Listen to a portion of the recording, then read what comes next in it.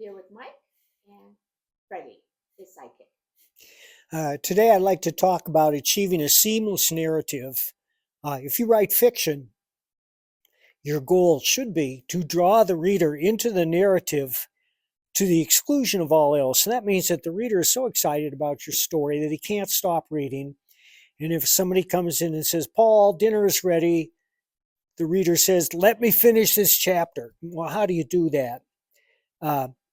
You do that, there are a lot of ways to do that, but what you want is an invisible narrative. And I don't think there's any better practitioner than Michael Connelly, great crime writer. He writes Bosch and The Lincoln Lawyer, because when you're reading one of his books, you're not aware of the art of writing, because his writing is so simple and straightforward, you're just experiencing the story. Now, there are a lot of techniques to achieving this. One is to have your dog jump up on the videographer. But here's a couple that I'd like to mention. These are a couple of traps which you should avoid. One is gerunds.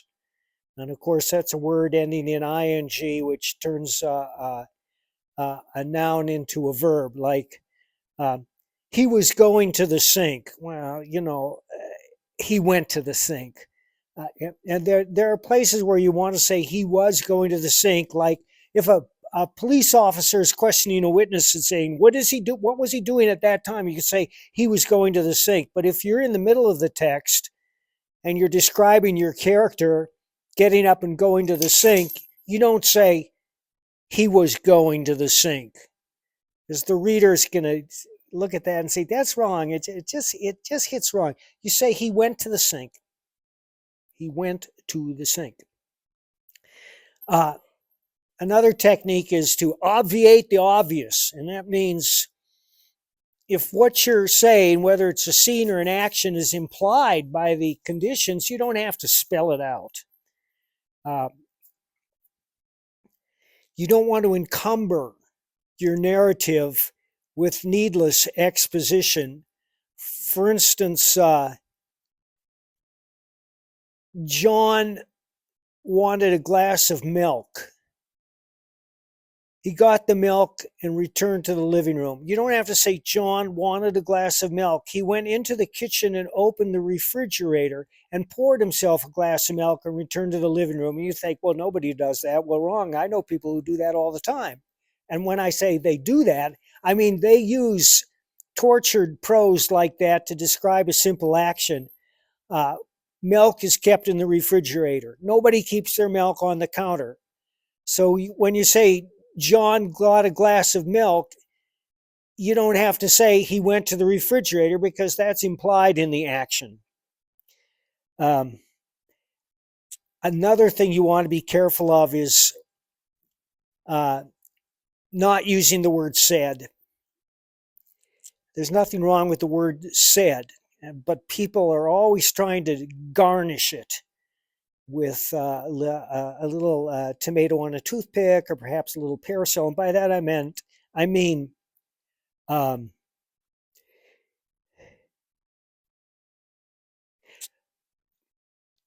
you're not going to do that, Paul said. I will.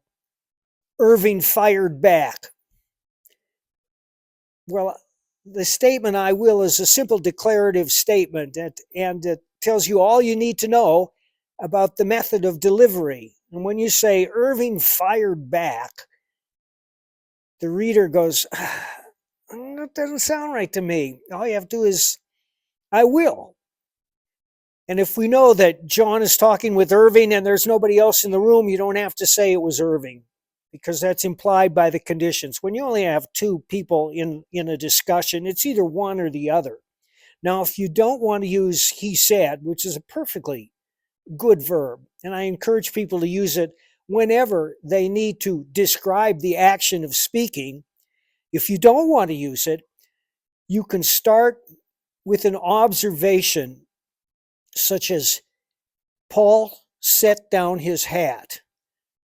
I want you to go to the store for me. And we know who's speaking because of the action that precedes the sentence. Paul set down his hat. We know that it's Paul is speaking. So if you don't want to use said, start with an action that establishes the character who's in charge of whatever is going to follow. Now we get into a more complicated area, which is perhaps you have a joke you want to use or a description which is not part of the immediate action. It's important to let these things rise organically out of the story. You can't force them in because the reader will sense that. Well, how do you know when to put it in? Well, you'll know. A good writer, and you do this through experience, suppose you want to use a joke. Jokes fall flat when they're told in the narrative voice or by the narrator. But when a character that you're writing about says the joke, it seems much more natural. And that's one way to have, for example, a joke rise organically out of the narrative. Or perhaps you have a historical comparison you want to use. It was just like the Battle of Antietam, the bloodiest battle of Civil War. Well, you can't just plaster that down. You have to get to a point in the narrative where it's appropriate, and then you put it out there with as few words as possible. Yeah, now this sounds tricky, but it's really not. I mean, just to review: don't use gerunds. Uh, don't dress up your prose when everything is implied, and let the events that you want to use, like a joke or a historical comparison, rise organically out of the narrative. It only comes with practice, but there are ways that you can test it. And one of the best ways is to read whatever you're writing aloud. You can read it aloud to yourself and say, does that sound natural to me? Or you can read it aloud to somebody else who's in the room and say, does that sound natural to you? And that's it. Those are the tips I have today. Great. Excellent tips, as always. We are, so we're trying to improve things. We're using a wireless microphone, as you can see. Mike is mic'd up. But anyway, we hope that this makes the volume better.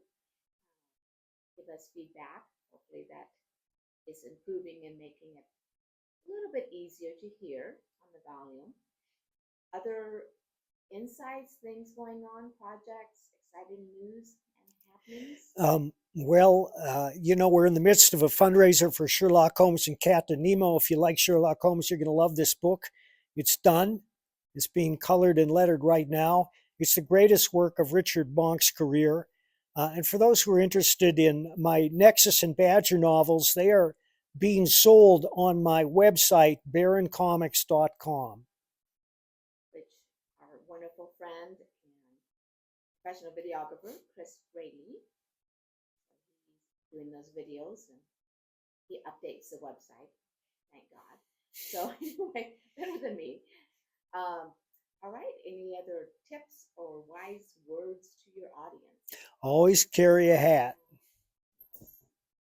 Well, it's getting kind of cold here in Colorado, so wearing a hat is very helpful. You want to call over Freddie, your trusty sidekick, because he'll come over and. Freddie was here throughout the bulk of the interview. Freddie's resting now. Okay, well, we'll do a little panning here so you get to see our scary couch. But there's the dog.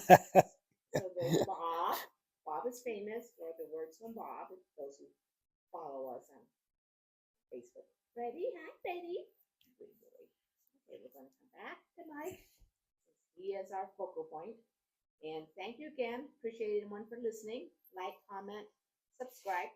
Appreciate everyone who took time to watch this video. Thank you.